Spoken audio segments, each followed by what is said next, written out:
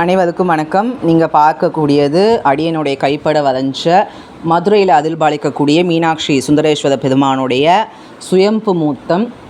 அதனுடைய விளக்கம் நிறைய பேர் கேட்குறீங்க.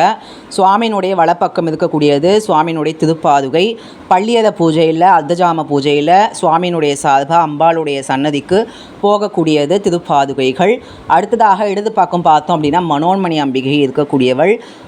சுவாமிக்கு மிகவும் ரகசியமாக நம்ம கண்ணுக்கு தெரியாத அளவுக்கு சுவாமிக்கு பக்கத்திலே இருந்து ஆலோசனை சொல்லக்கூடிய தேவி மனோன்மணியாக இருக்கக்கூடியவள்.